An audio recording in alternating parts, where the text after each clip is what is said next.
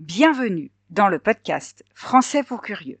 Je m'appelle Sandra, je suis professeure de français langue étrangère et je vous emmène à la découverte de curiosités du monde qui nous entoure, tout en vous permettant d'améliorer votre français. Alors, prêt et prête pour ce voyage culturel et linguistique ? Bonjour à toutes et à tous et bienvenue dans ce nouvel épisode de Français pour curieux.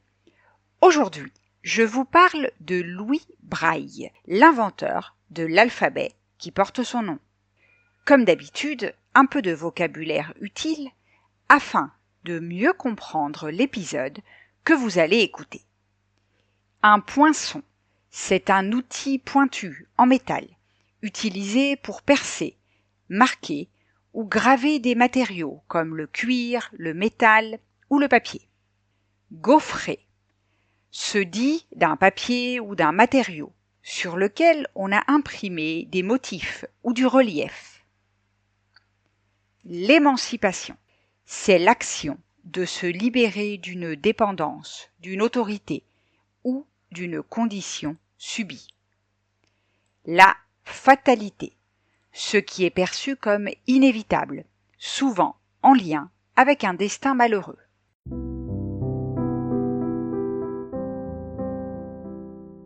Entrons maintenant dans le vif du sujet. Louis Braille voit le jour le 4 janvier 1809 dans le petit village de Coupvray en France.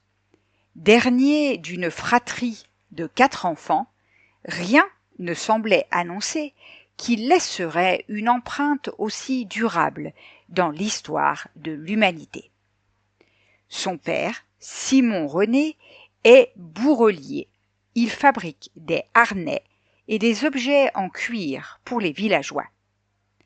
Très tôt, Louis manifeste de la curiosité pour l'atelier familial, s'amusant avec les outils.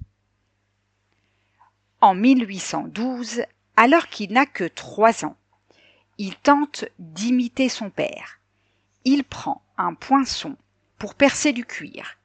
L'outil lui échappe et blesse son œil droit. L'infection, incontrôlable à l'époque, gagne l'œil gauche. En quelques mois, le petit Louis perd la vue. Il plonge dans l'obscurité, avant même ses 5 ans. À cette époque, être aveugle signifie souvent exclusion, dépendance et silence. Pourtant, Louis refuse l'apathie. Il est vif, curieux, habité par une formidable volonté d'apprendre. Ses parents, Monique et Simon René, refusent de considérer son handicap comme une fatalité. À Coupvray, on le décrit comme un enfant éveillé, avide de connaissances, capable de se concentrer longuement, de mémoriser, de comprendre le monde par l'écoute et le toucher.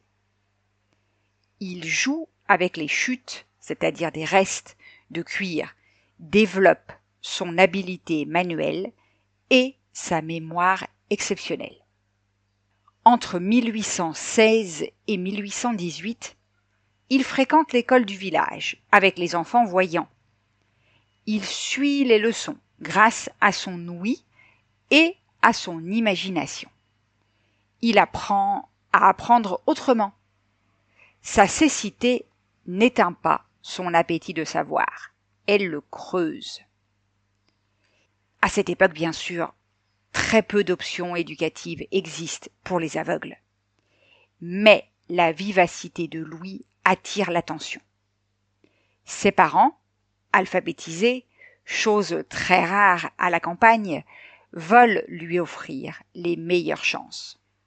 Avec l'aide du curé et du maire, Louis obtient une bourse royale pour entrer à 10 ans, en 1819, à l'Institution royale des jeunes aveugles à Paris. Cet internat, fondé par Valentin Haüy quelques décennies plus tôt, est un des premiers au monde à accueillir des enfants non-voyants.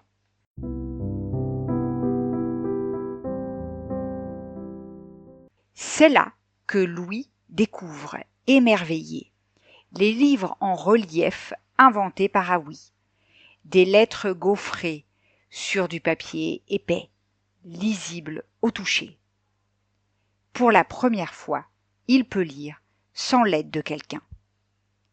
Mais l'enthousiasme laisse vite place à la frustration.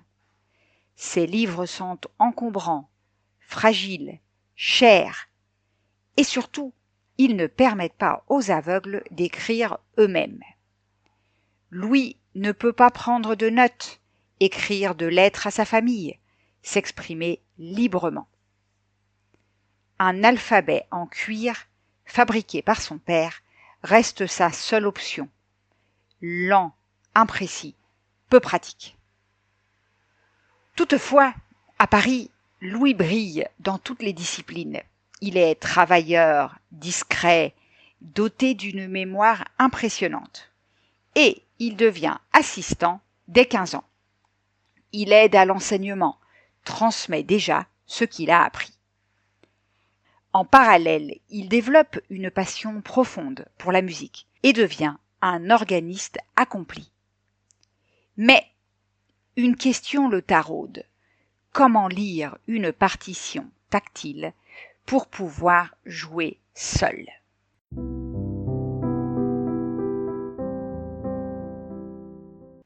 C'est à cette époque que survient la rencontre qui va changer sa vie.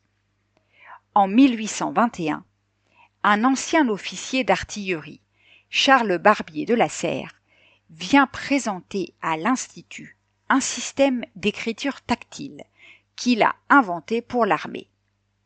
Il s'agit d'un code de 12 points en relief, permettant de lire des messages sans lumière, la lecture nocturne.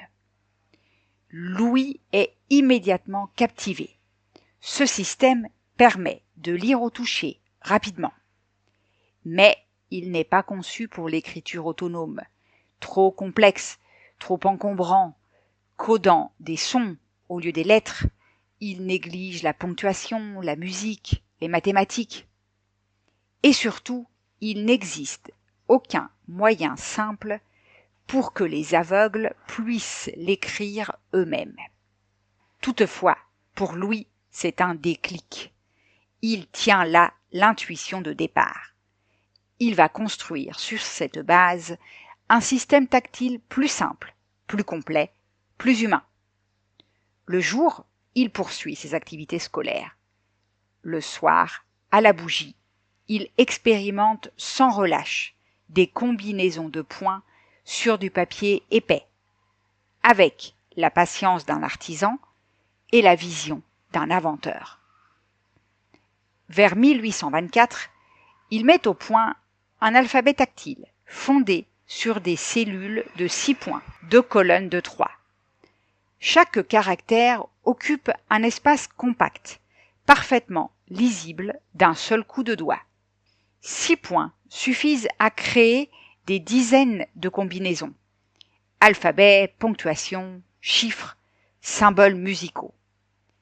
Il conçoit également des outils d'écriture, une planchette, un poinçon, pour que les non-voyants puissent écrire eux-mêmes en relief.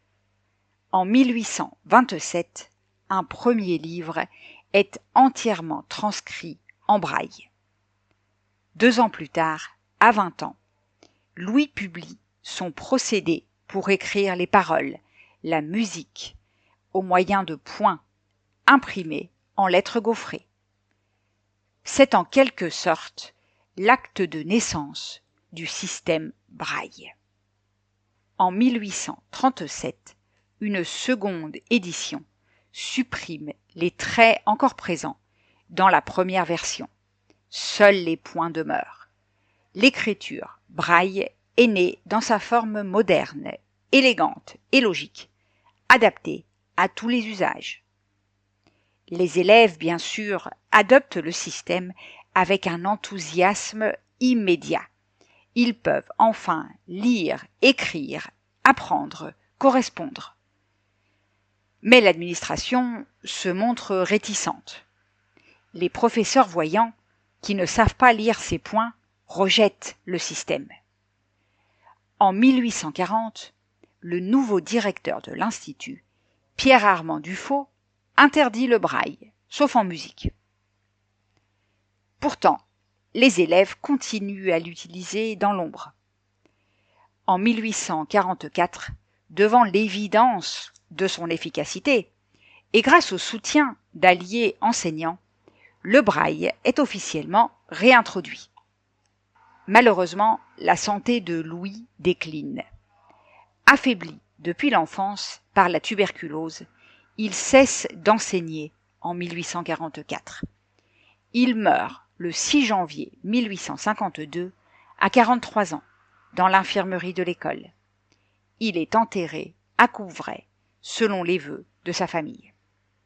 Dès 1854, le braille est reconnu officiellement en France.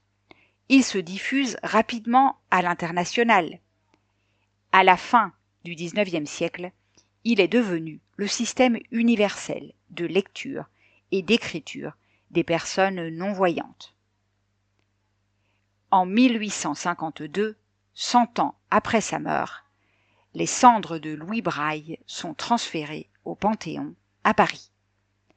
Dans un geste symbolique, ses mains, instruments de son génie, sont laissées à Couvray, scellées dans une urne sur sa tombe d'origine. Aujourd'hui, nous pouvons dire que l'héritage de Louis Braille est immense. Son alphabet a brisé l'isolement de millions de personnes aveugles. Grâce à lui, lire un roman, écrire une lettre, apprendre un métier, jouer de la musique sont devenus possibles. Le braille a offert l'autonomie, l'inclusion et la dignité. Même à l'ère du numérique, il reste indispensable. Les claviers et afficheurs braille permettent aujourd'hui aux personnes non-voyantes de naviguer sur Internet, de travailler, de créer. En 2019, l'ONU a proclamé le 4 janvier Journée mondiale du braille, reconnaissant son rôle fondamental dans l'accès à l'éducation et aux droits humains. Au-delà de ces faits, il reste l'histoire bouleversante d'un enfant de la campagne qui a refusé la fatalité. Louis Braille a puisé dans la nuit de sa cécité une idée lumineuse. Il a transformé un handicap en outil d'émancipation pour tous. Dans le silence d'un dortoir, à la lueur d'une bougie, il a tracé les points d'un alphabet que des générations entières vont lire du bout des doigts. Il a en quelque sorte prouvé que même privé de la vue, on peut éclairer le monde.